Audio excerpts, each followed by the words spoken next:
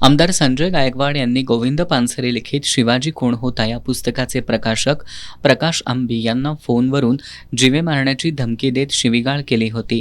या प्रकरणी सर्व स्तरातून प्रतिक्रिया उमटल्यानंतरही प्रशासनाकडून कोणतीही कारवाई झाली नसल्यानं आमदार रोहित पवार यांनी खंत व्यक्त करत सरकारला चांगलेच खडे बोल सुनावलेत।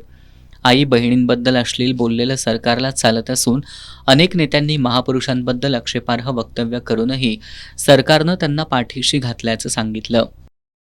दुर्दैव आहे, आपल्या या शहरामध्ये असणारे जे कोणी तिथं अधिकारी होते त्यांनी आम्हाला शब्द दिला होता की अजिबात काळजी करू नका, दखलपात्र गुन्हा आम्ही दाखल करू, कारण शेवटी कोल्हापूरकरांच्या विचाराबद्दलचा हा मुद्दा आहे, छत्रपती शिवाजी महाराज आणि महिलांचा हा मुद्दा आहे। मग मी त्यांना परत एकदा विचारलं की ठीक आहे, तुम्ही म्हणत असाल तर मी जाऊ का, तुम्ही जर सत्यवचन देत असाल तर ते म्हणले काळजी करू नका। मग इतर सामाजिक कार्यकर्ते प्रशांतशी पण मी बोललो, ते म्हणले काहीच नाही, आपण कोल्हापुरात आहोत, कोल्हापूरमध्ये असणाऱ्या अधिकाऱ्यांवर विश्वास आपण ठेवला पाहिजे। आणि आम्ही तिथं गेल्यानंतर त्यांचे रंग बदलले, वरून त्यांच्यावर प्रेशर आलं, दखलपात्र गुन्हा त्यांनी दाखल नाही केला। म्हणजे उद्या जाऊन तुम्ही आपण कुणी पण आपण करणार नाही, विचाराचे पक्के आहोत।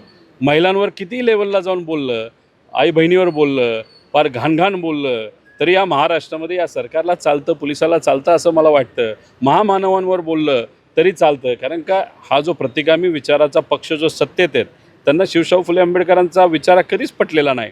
त्यामुळे जो कोणी व्यक्ती त्या विचाराच्या विरोधात बोलेल त्याला आजपर्यंत प्रोटेक्शन मिळालेलंच आहे। किती उदाहरणं तुम्हाला देऊ, त्या कुलकर्णी नावाचा कोण ॲक्टर तो पुण्याचा, त्याला महानगरपालिकेमध्ये संधी दिली गेली। अजून कोणतरी बोललो होतो, त्यानंतर ह्यांचा जो गव्हर्नर होता टोपीवाला कोश्यारी, ते डॉक्टर बाबासाहेब आंबेडकरांबद्दल बोलले, महात्मा फुलेंबद्दल बोलले, त्यानंतर एक भागेश्वर बाबा महाराजांबद्दल तो बोलून गेला, अजून महिलांबद्दल तुकोबारायांबद्दल बोलला, तरी या सरकारला ते संत वाटतात। अरे पण आमचे जे सगळे हे आहेत महामानव जे आहेत ते आम्ही त्यांच्या विचाराने चालतो, आम्ही त्यांच्यासाठी लढणार। त्यामुळे कोल्हापुरात जी गोष्ट घडली आणि पोलिसांनी जी काय वागणूक तिथं दिली आणि जी काय जबाबदारी झटकून टाकली, हे पटणारं नाही, विचाराला शोभणारं नाही। दिवंगत उपमुख्यमंत्री अजित पवार यांच्या अपघाताबद्दलचा FIR महाराष्ट्रात झाला नाही तर सर्वसामान्यांना सरकार काय न्याय देणार असा सवाल त्यांनी उपस्थित केलाय। उपमुख्यमंत्र्याच्या ॲक्सिडेंटबद्दल FIR महाराष्ट्रात होत नसेल तर उद्या शेतकरी, युवा, विद्यार्थी, एका महिलेवर अत्याचार झाला तर त्यांच्या FIR होणार आहे का, असा प्रश्न तर सामान्य लोकांना पडायला लागलेला आहे। त्यामुळे हा जो संदेश सरकारकडनं दिला गेला हा चुकीचा आहे। आमचा संघर्ष त्या ठिकाणी चालूच राहील।